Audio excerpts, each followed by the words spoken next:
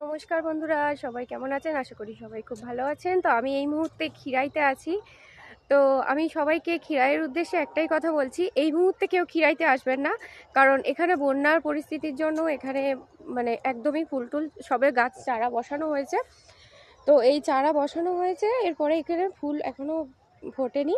তো সেই কারণে বলছি, যারাই আসতে চাইছেন এখানে জানুয়ারি মাসের দিকে বা জানুয়ারি শেষের দিকে আসবেন, তাতে ফুলটাও সব কিছু দেখতে পাবেন। কারণ আমরা এখানে এসেছি, এখন কোনো কিছুই নেই, শুধু চারিদিকে গাছ বসানো আছে।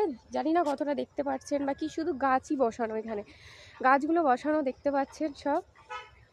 হ্যাঁ, এখনও ফুল ফোটেনি। তো যদি কেউ আসতে চান তো জানুয়ারি মাসের শেষের দিকে আসবেন অবশ্যই।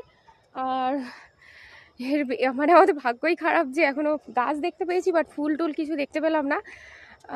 তো দেখুন, একটু দেখতেই পাচ্ছেন সব গাছগুলো সারি সারি দিয়ে বসানো আছে, বাট এখনও কুঁড়ি এসেছে, সেইভাবে এখনও ফুল আসেনি বা ফুল ধরেনি।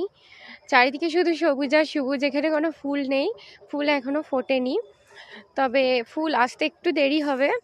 তো যাই হোক, তো সবাইকে একটাই কথা বলবো, খিরায় যদি আসতে চান এই মুহূর্তে একদমই আসবেন না। বারবার একটা কথাই বলছি, একদমই ফুল দেখুন, এখানে চন্দ্রমল্লিকা গাছগুলো কত ছোট ছোট দেখুন। এইখানে গোলাপ গাছ আছে, তো গোলাপ গাছের সবে কুঁড়ি ধরেছে, এখনো ফোটেনি। দেখতেই পাচ্ছেন চারিদিকে দেখুন, কোনো ফুল নেই এখানে।